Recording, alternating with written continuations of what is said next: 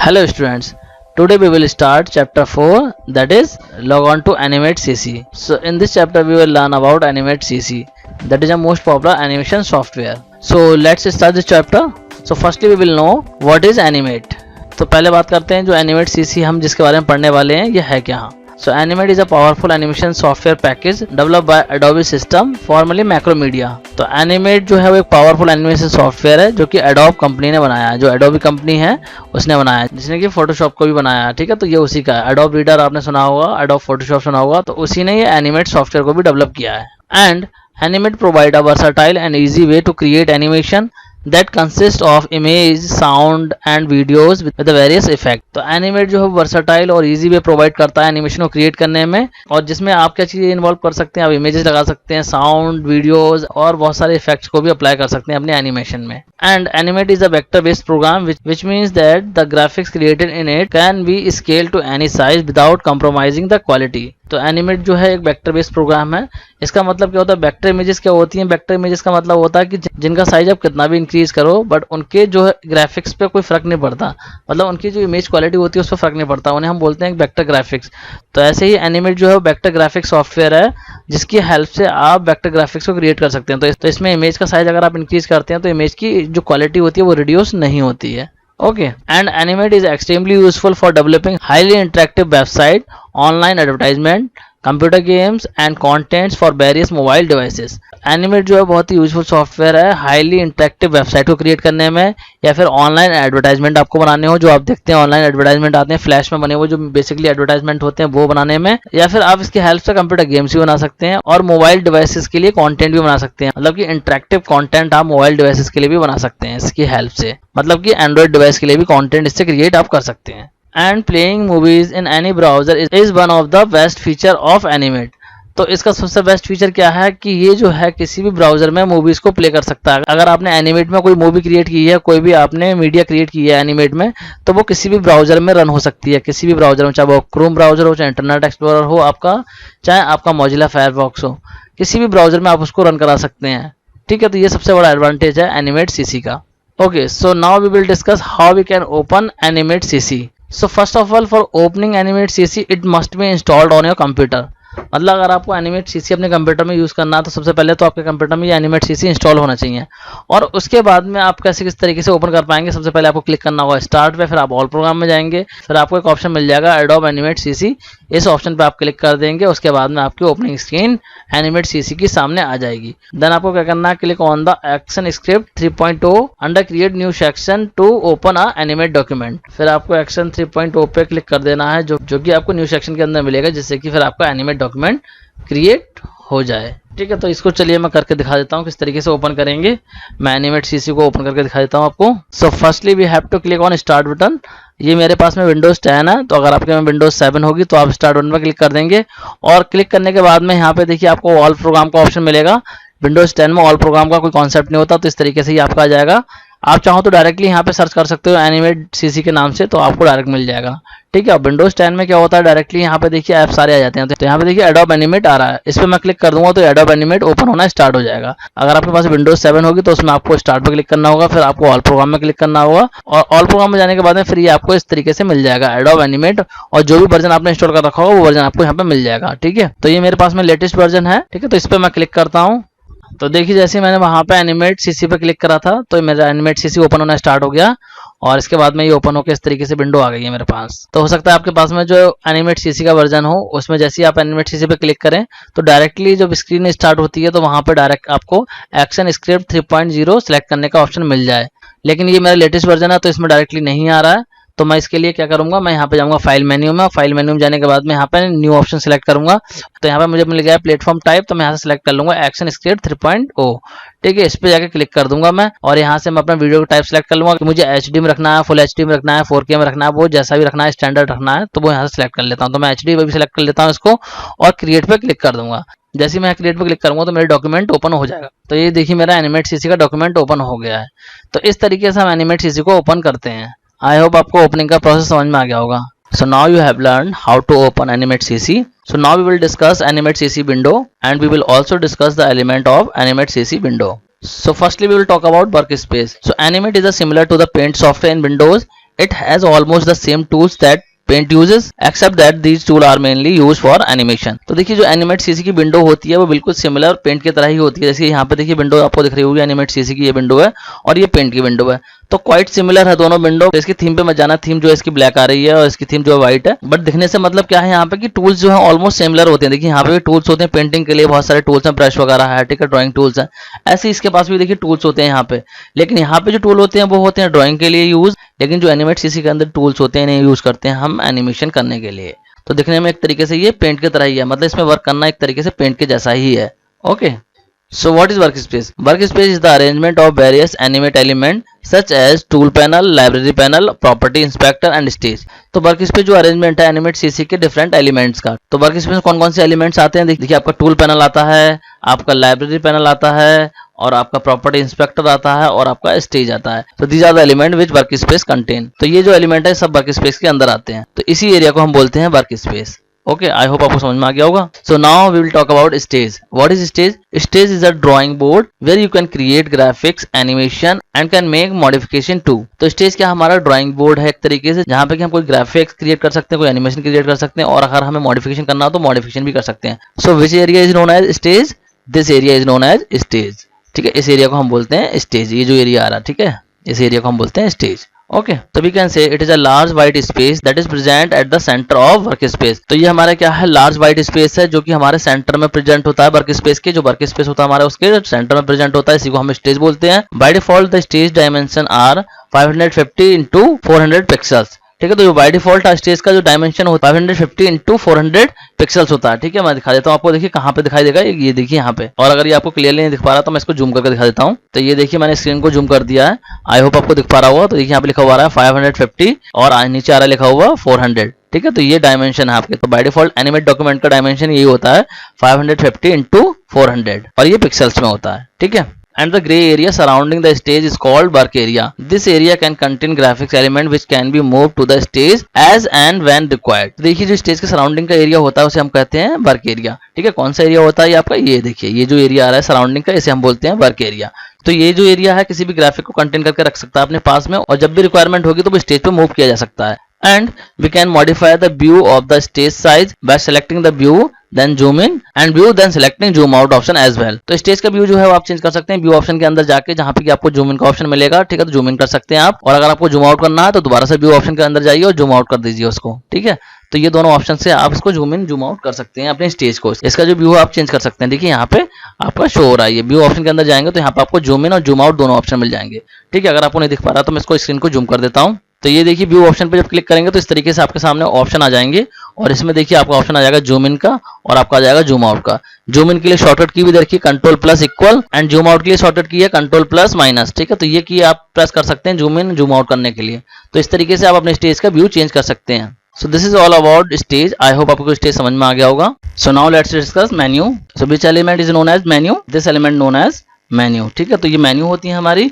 And what are the menu actually? The menu provides control over common functions like closing, opening and saving of the document।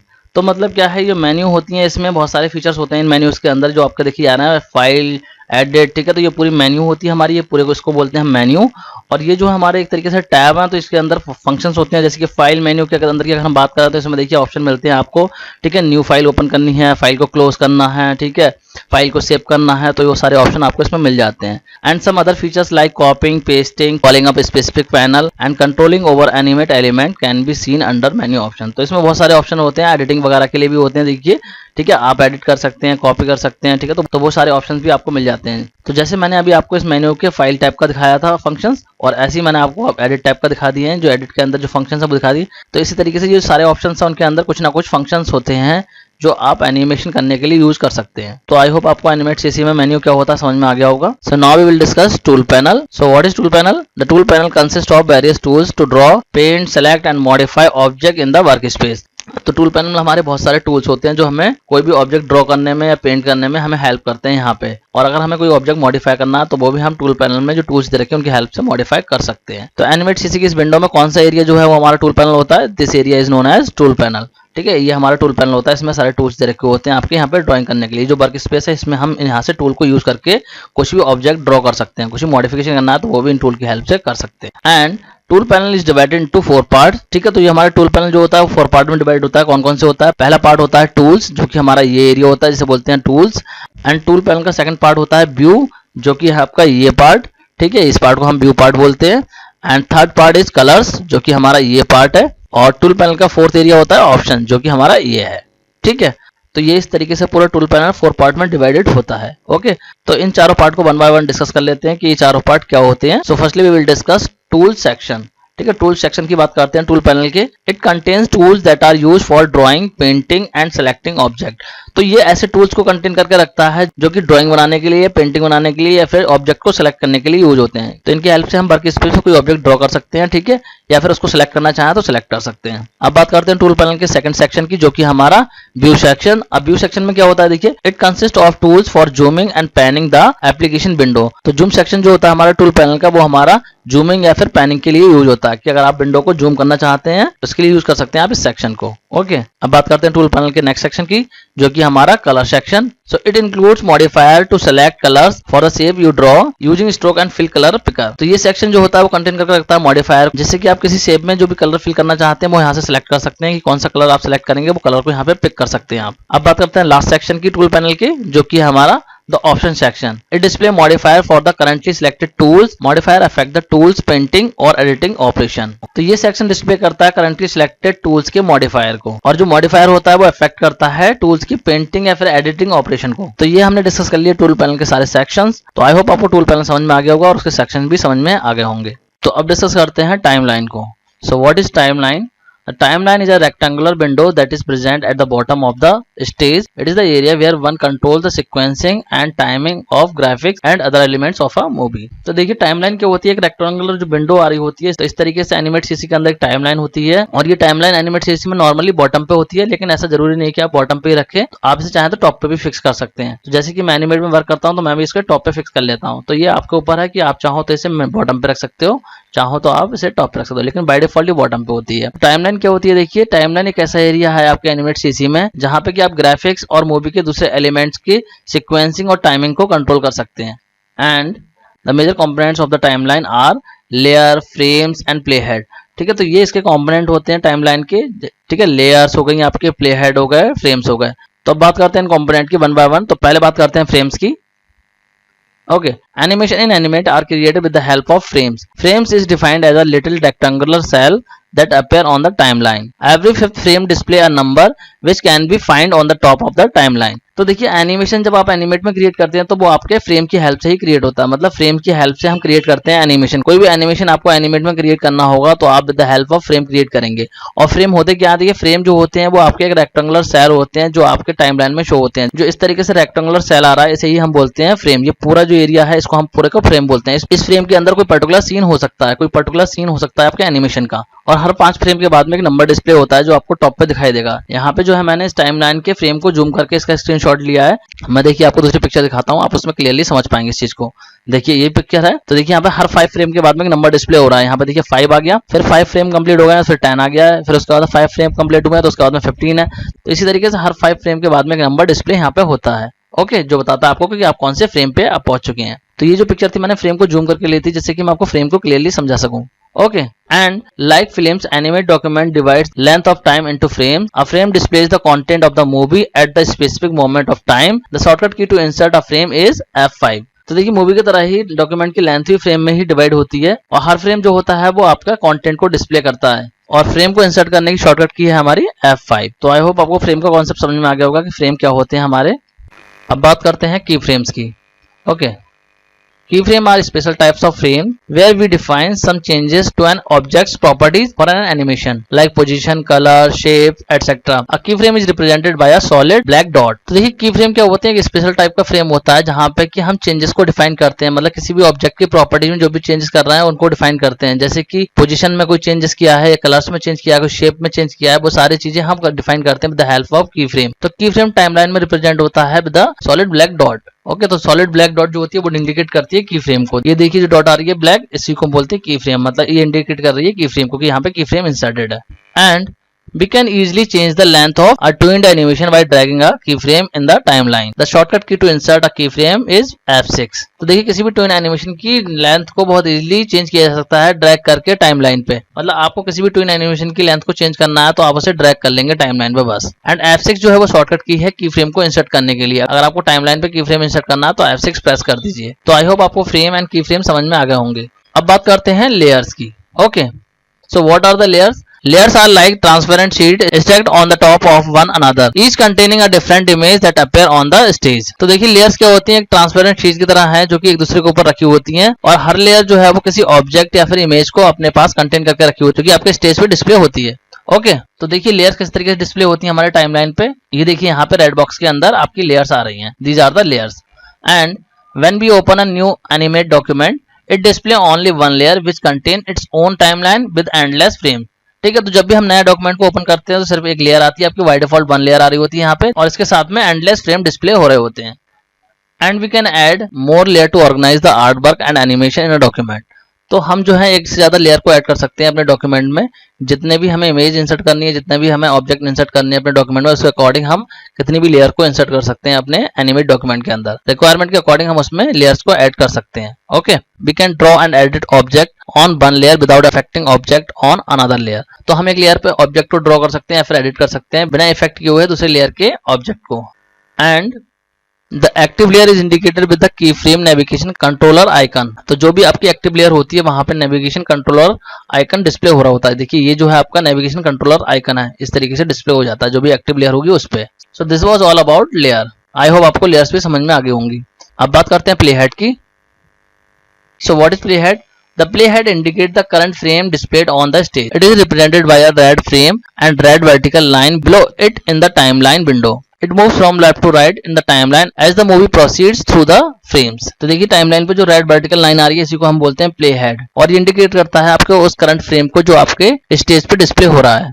Okay, and ये frame जो होता है वो left to right move होता है, मतलब left से यहाँ से स्टार्ट होता है और राइट में मूव होगा। जैसे जैसे आपकी एनिमेशन मूवी जो प्ले होगी वो इस तरीके से लेफ्ट टू राइट ये मूव होता रहेगा, यहाँ से चलना स्टार्ट करेगा और इधर को मूव होता जाएगा। And the speed of play head movement is based on the frame rate setting. तो इसकी जो स्पीड होती है प्ले हेड की वो डिपेंड करती है फ्रेम रेट सेटिंग पे। यहाँ से जो फ्रेम रेट सेटिंग होगी उसके अकॉर्डिंग इसकी स्पीड होगी। यहाँ से स्पीड अगर आपकी ज्यादा होगी तो ये ज्यादा स्पीड से चलेगा और यहाँ पे कम होगी तो उसी हिसाब से कम स्पीड से चलेगा। जो भी आपकी यहाँ पे स्पीड होगी उसी के अकॉर्डिंग ये मूव होगा टाइमलाइन पे। ओके, तो ये हमने डिस्कस कर लिया है प्ले हेड। आई होप आपको प्ले हेड भी समझ में आ गया होगा। अब बात करते हैं प्रॉपर्टी इंस्पेक्टर की।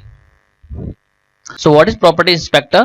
Property inspector is a panel that display the properties of selected object like text, symbol, an image, a line और a shape। तो हमारा जो प्रॉपर्टी इंस्पेक्टर होता है वो हमारा प्रॉपर्टी डिस्प्ले करता है किसी भी सिलेक्टेड ऑब्जेक्ट की। जो भी आपका सिलेक्टेड ऑब्जेक्ट होगा उसकी प्रॉपर्टी को ये डिस्प्ले करेगा।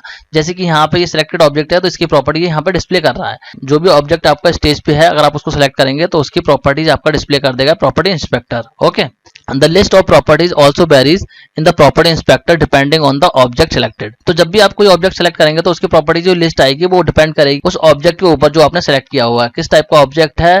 ठीक है, उसी के अकॉर्डिंग उसकी प्रॉपर्टीज यहाँ पे प्रॉपर्टी इंस्पेक्टर डिस्प्ले करेगा। You can make changes to the object और document attribute in the property inspector. तो आप किसी भी ऑब्जेक्ट की प्रॉपर्टीज में चेंजेस कर सकते हैं with the help of property inspector. मतलब प्रॉपर्टी इंस्पेक्टर में जाके आप किसी भी ऑब्जेक्ट की प्रॉपर्टीज को चेंज कर सकते हैं अपने रिक्वायरमेंट के अकॉर्डिंग। ओके, तो ये हमने डिस्कस कर लिया प्रॉपर्टी इंस्पेक्टर को। आई होप आपको प्रॉपर्टी इंस्पेक्टर समझ में आ गया होगा। अब देखते हैं एनिमेट डॉक्यूमेंट की प्रॉपर्टी हम किस तरीके से सेट कर सकते हैं। Okay, setting document properties. Each time when we open Animate the application open a new file with default setting for the movie properties. We can create a new movie as we want. तो जब भी हम animate CC को open करते हैं तो वो default setting के साथ में ओपन होता है। जो भी मूवी की डिफॉल्ट सेटिंग होती है पहले से वो उसी के साथ में ओपन होता है। बट हम क्या कर सकते हैं, न्यू डॉक्यूमेंट जब हम क्रिएट करना है तो अपने अकॉर्डिंग उसकी सेटिंग को सेट कर सकते हैं।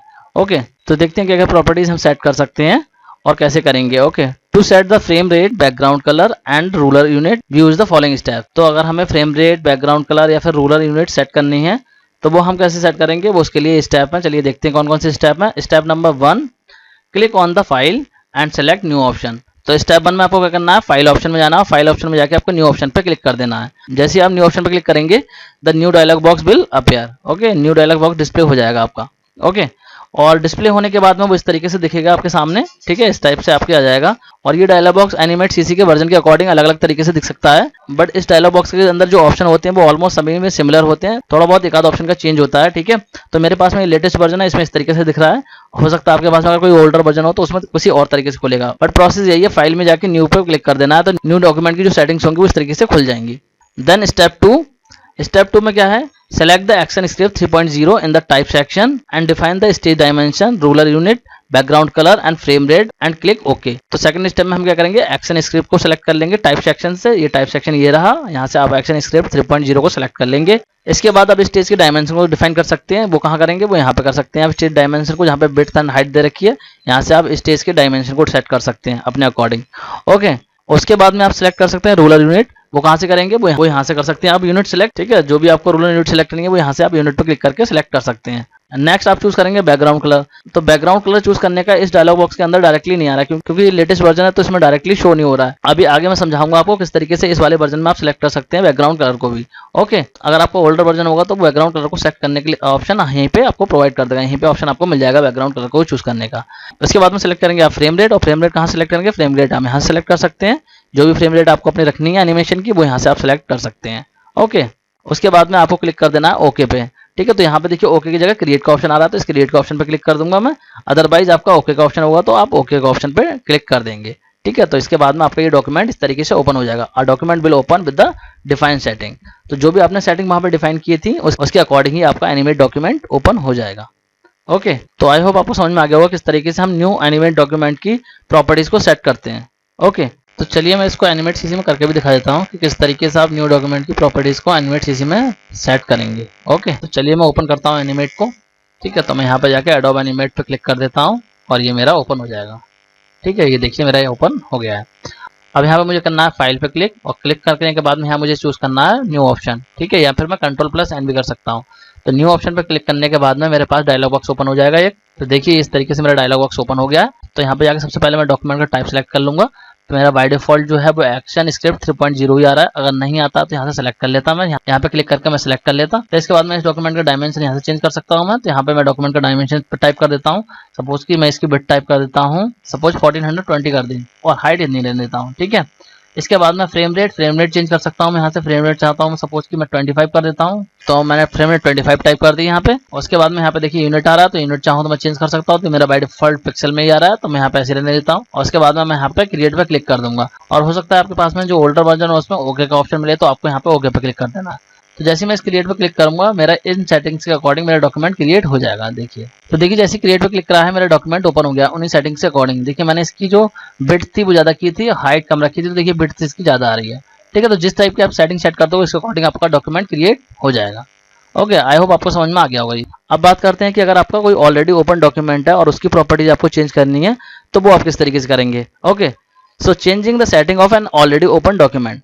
तो अगर ऑलरेडी ओपन डॉक्यूमेंट है तो उसकी किस तरीके से चेंज करेंगे, देखिए you can also modify the setting of already open document later on by selecting the modify document option and change the setting as per your need. तो मतलब क्या है कि अगर आपका ऑलरेडी ओपन कोई डॉक्यूमेंट है और उसकी आपको प्रॉपर्टीज चेंज करनी है, मतलब प्रॉपर्टीज सेट करनी है, कोई भी सेटिंग आपको चेंज करनी है उसकी, तो वो किस तरीके से करेंगे आप। तो उसके लिए आपको जाना होगा मॉडिफाई ऑप्शन में, और मॉडिफाई ऑप्शन में जाने के बाद में आपको डॉक्यूमेंट के ऑप्शन पर क्लिक कर देना है। इसके लिए आप डायरेक्टली शॉर्टकट की भी प्रेस कर सकते हैं, Ctrl+J, ठीक है। तो आपका ये डॉक्यूमेंट की सेटिंग ओपन हो जाएंगी। तो जैसे आप इस पर क्लिक करेंगे तो आपकी इस तरीके से विंडो डिस्प्ले हो जाएगी आपकी।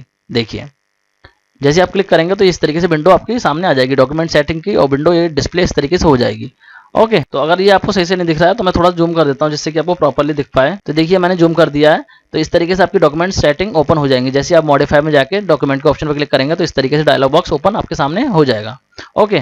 तो अब इसके बाद में आपको क्या करना है, to specify the stage size in pixel, select the pixel from the unit drop down list and enter the value of width and height in their corresponding boxes in the stage size section।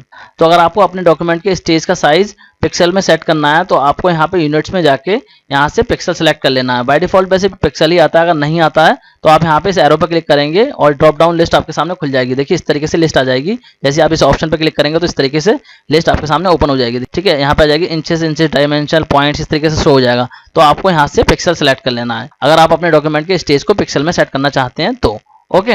और उसके बाद आप इसकी height and width को set कर सकते हैं। किस तरीके से करेंगे, देखिए यहाँ पे आप क्लिक करेंगे और यहाँ पे देखिए विड्थ और हाइट का ऑप्शन आ रहा है, तो यहाँ पे विड्थ वाले बॉक्स में विड्थ टाइप कर देंगे और हाइट वाले बॉक्स में हाइट टाइप कर देंगे आप, ठीक है। अगर आपको ये भी प्रॉपर तरीके से नहीं दिख रहा है तो मैं इसको भी जूम कर देता हूँ। तो ये मैंने देखिए जूम कर दिया है, अब आपको क्लियरली दिख पा रहा होगा। तो देखिए यहाँ पे W लिखा हुआ है, इसका मतलब विड्थ। आप विड्थ के लिए यहाँ पे एंटर कर देंगे वैल्यू जो भी आप चाहते हैं विड्थ रखना है इसकी, और H का मतलब है हाइट, ठीक है। तो जो भी हाइट रखना चाहते हैं वो हाइट वाले बॉक्स में एंटर कर देंगे आप।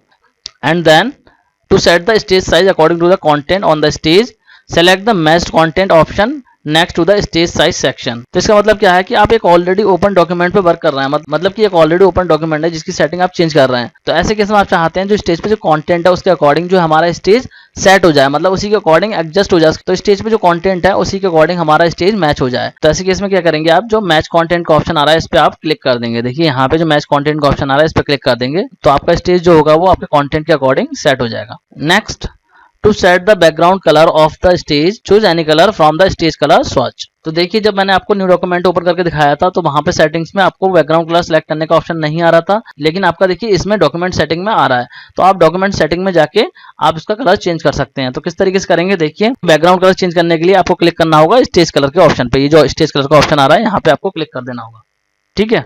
थोड़ा सा मैं इसको जूम कर देता हूँ, ठीक है। तो इस स्टेज कलर के ऑप्शन पे आपको क्लिक कर देना है। तो यहाँ से जाके आप जो भी कलर पिक करना चाहते हैं वो कलर पिक कर सकते हैं, ओके। तो आपका स्टेज कलर वही आपका चेंज हो जाएगा। Next is to change the frame rate, specify the speed at which animation is to be played in frame per second in the frame rate box. By default the frame rate is 24 fps। Type any number between 0.01 to 120 fps। तो अगर आपको animation की frame rate change करनी है तो आप यहाँ पे क्लिक करेंगे, जो फ्रेम रेट का ऑप्शन आ रहा है यहाँ पे क्लिक करेंगे और यहाँ पे क्लिक करने के बाद में आप कोई भी नंबर टाइप कर सकते हैं। 0.01 से लेके आप 120 fps के बीच में कोई भी नंबर दे सकते हैं, फिर वही फ्रेम रेट आपके एनिमेशन के लिए सेट हो जाएगी। Next is to make the current setting as the default, click on the default button. तो इसका मतलब क्या है कि आप चाहते हैं जो भी सेटिंग आपने अभी एडजस्ट करी है, मतलब जो भी चेंजेस किए हैं आपने सेटिंग में, आप चाहते हैं ये डिफॉल्ट सेटिंग हो जाए कि जब भी आप डॉक्यूमेंट ओपन करें तो यही सेटिंग आए। डिफॉल्ट सेटिंग का मतलब होता है जब भी आप डॉक्यूमेंट ओपन करेंगे तो वो डिफॉल्ट पहले से वही सेटिंग आएंगी। तो आप क्या कर सकते हैं, डिफॉल्ट सेटिंग का जो ऑप्शन आ रहा है यहाँ पे मेक डिफॉल्ट का जो ऑप्शन है इस पे आप क्लिक कर देंगे, ठीक है। देखिए इस ऑप्शन पे आप क्लिक कर देंगे तो आपकी ये setting as a default setting save हो जाएंगी, okay. And in last click on okay after specifying the required option. जो भी आपने सेटिंग चेंज करी है वो सारी सेटिंग चेंजेस करने के बाद में लास्ट में आपको ओके बटन पे क्लिक कर देना है। तो उसके बाद में जो आपका ओपन डॉक्यूमेंट है उस पर वो सेटिंग अप्लाई हो जाएंगी, ओके। तो चलिए मैं जल्दी से आपको इन सबको भी एनिमेट सीसी में करके दिखा देता हूँ कि किस तरीके से आप किसी ऑलरेडी ओपन डॉक्यूमेंट की सेटिंग्स को चेंज कर सकते हैं, ओके। तो देखिए मैं एनिमेट सीसी के अंदर आ गया हूँ। तो सपोज कि ये डॉक्यूमेंट मेरा ऑलरेडी ओपन है, अब इसी की सेटिंग में चेंज करना चाहता हूँ। इस डॉक्यूमेंट में वर्क कर रहा हूँ कि मतलब ये डॉक्यूमेंट ऑलरेडी ओपन है, मुझे इसकी सेटिंग चेंज करनी है। तो मैं क्या करूँगा, इसकी सेटिंग चेंज करने के लिए मैं जाऊँगा मॉडिफाई ऑप्शन में, और मॉडिफाई ऑप्शन पे जाने के बाद में मैं सेलेक्ट करूँगा डॉक्यूमेंट पर क्लिक करने के बाद में जिस तरीके से डायलॉग बॉक्स ओपन हो जाएगा मेरा ये। तो चलिए मैं इसको जूम कर देता हूँ जिससे कि आपको क्लियरली दिख पाए। तो ये मैंने जूम कर दिया, अब आपको सही से दिख रहा होगा। तो देखिए डायलॉग बॉक्स ओपन हो गया है। अब इसमें जो है मैं यहाँ से पिक्सल सेलेक्ट कर सकता हूँ। यहाँ पे देखिए क्लिक करूंगा तो देखिए ड्रॉप डाउन लिस्ट आ गई है। तो यहाँ से आपको जिस टाइप की यूनिट चाहिए वो सिलेक्ट कर सकते हैं। तो यहाँ पे मुझे पिक्सल सेलेक्ट करनी है, पिक्सल पे क्लिक कर देता हूँ। और इसके बाद में देखिए स्टेज साइज, तो यहाँ पे हाइट एंड विड्थ को चेंज कर सकता हूँ। तो सपोज मैं इसकी जो विड्थ है वो मैं कर देता हूँ यहाँ पे 700 और इसकी हाइट कर देता हूँ मैं सपोज 500, ठीक, ये मैंने कर दिया। इसके बाद में देखिए मैच कंटेंट का ऑप्शन आ रहा है कि मतलब मैं चाहता हूँ ये स्टेज पे जो कंटेंट है, मतलब स्टेज पे जो कंटेंट ऑलरेडी दे रखा है वहां पे उसके अकॉर्डिंग जो स्टेज का साइज है वो मैच हो जाए, ठीक है। तो मैं यहाँ पे मैच कंटेंट के ऑप्शन पे क्लिक कर सकता हूँ, ठीक है। फिर यहाँ पे देखिए स्टेज कलर का ऑप्शन आ रहा है, तो इस स्टेज कलर के ऑप्शन पे क्लिक करके मैं स्टेज का कलर चेंज कर सकता हूँ। अभी मेरा देखिए ब्लू आ रहा है तो मैं यहाँ से चेंज कर लेता हूँ। मैं सपोज यहाँ से कर देता हूँ, ठीक है, ये येलो कर देता हूँ, ठीक है। और येलो कर दिया मैंने। इसके बाद में यहाँ पे देखिए ऑप्शन मिल रहा है आपको मेक डिफॉल्ट। तो अगर आप चाहते हैं ये सेटिंग जो आपने चेंज करी है ये आपकी डिफॉल्ट सेटिंग हो जाए तो आप इस पर क्लिक कर सकते हैं मेक डिफॉल्ट पे, अदरवाइज इसको ओके कर दीजिए। तो जैसे ही ओके करूंगा मेरा ये सेटिंग अप्लाई इसमें हो जाएंगे। देखिए करता हूँ मैं ओके, ऐसा करता हूँ मैं इसको मैच कंटेंट भी कर देता हूँ, ठीक है। तो मैच कंटेंट कर देता हूँ, ठीक है। जैसे मैच कंटेंट किया देखिए मेरे इसकी विड्थ एंड हाइट चेंज हो गई है अकॉर्डिंग टू द कंटेंट, ठीक है। जो भी स्टेज पर अवेलेबल उस कंटेंट के अकॉर्डिंग इसकी हाइट विड्थ चेंज हो गई है, ठीक है। तो मैं यहाँ पे ओके कर देता हूँ अब। तो जैसे ओके करूंगा तो ये सेटिंग मेरे इस डॉक्यूमेंट पे अप्लाई हो जाएंगे, मतलब जो ऑलरेडी ओपन डॉक्यूमेंट है इस पर ये सेटिंग सारी अप्लाई हो जाएंगी। चलिए करता हूँ मैं ओके। तो ये देखिए सारी सेटिंग अप्लाई हो गई हैं। तो देखिए स्टेज इस तरीके से क्यों दिख रहा है, क्योंकि मैंने वहां पे मैच कंटेंट के ऑप्शन पे क्लिक किया था, इसीलिए ये कंटेंट के अकॉर्डिंग स्टेज मैच हो गया है, ओके। तो आई होप आपको समझ में आ गया होगा किस तरीके से एनिमेट सीसी में आप एक न्यू डॉक्यूमेंट की सेटिंग को चेंज कर सकते हैं, या फिर आप एक ऑलरेडी ओपन डॉक्यूमेंट है तो उसकी सेटिंग्स को किस तरीके से स्पेसिफाई कर सकते हैं अपनी रिक्वायरमेंट के अकॉर्डिंग। तो स्टूडेंट आज की क्लास को यहीं पे एंड करते हैं। बाकी के रिमेनिंग टॉपिक जो है इस चैप्टर के वो नेक्स्ट क्लास के नेक्स्ट वीडियो में डिस्कस करेंगे। So that's it for this video. Thanks for watching.